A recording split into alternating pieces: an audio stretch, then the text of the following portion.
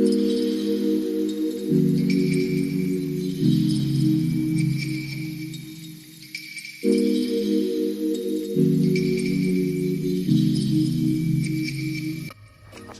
guys, welcome back to my channel. If this is your first time, you are very welcome. So guys, in today's video I'll be showing you how to make the original Scottish shortbread. Okay, if you love shortbread, just stay tuned and watch this video carefully.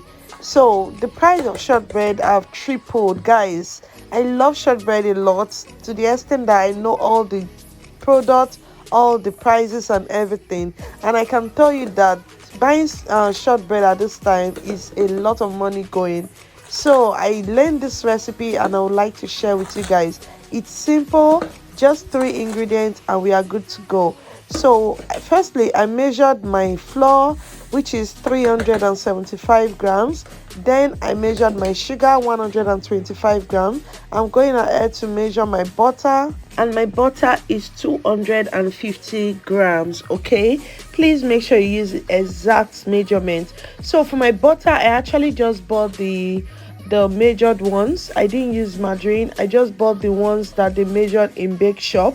So it's soft. You want it to be soft. You don't want to refrigerate it. You want it to be at room temperature, like softened. Okay, so I measured that out and I'm going to go ahead and let you guys enjoy this video. Please don't go anywhere, watch till the end and let me know what you think. If you'll be trying this recipe, do let me know. Okay, and also don't forget I added a pinch of salt.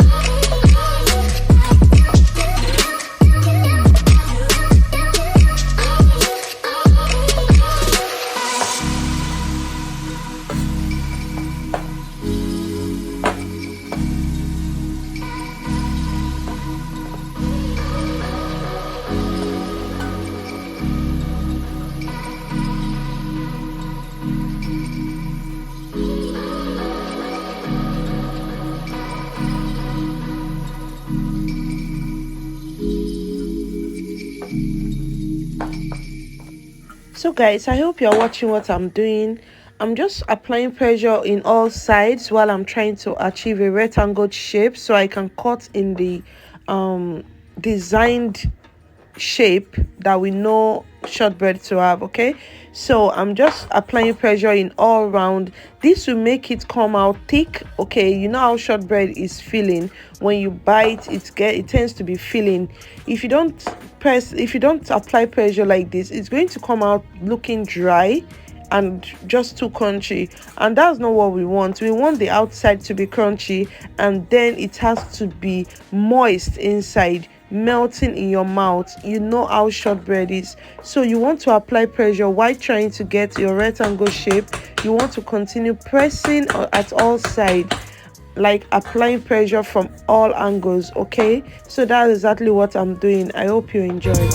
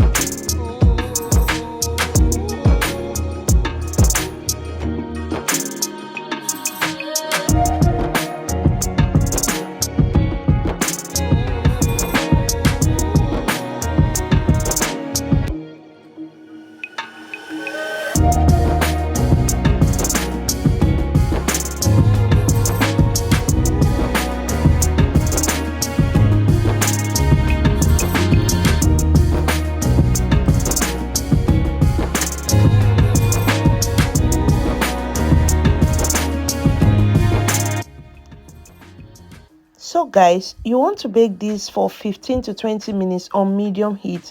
I almost over bake mine. If you can see, some of them are looking brown under, but it's still okay. So when you get it out from the oven, don't expect it to be crunchy. It's going to be very soft, so you need to leave it on the parchment paper for it to completely cool. If you pass it onto a plate, it will not be crunchy. This is a secret that you need to know. Don't pass it out from the parchment paper. Leave it there, and yeah, this is the crunchy biscuit that we have.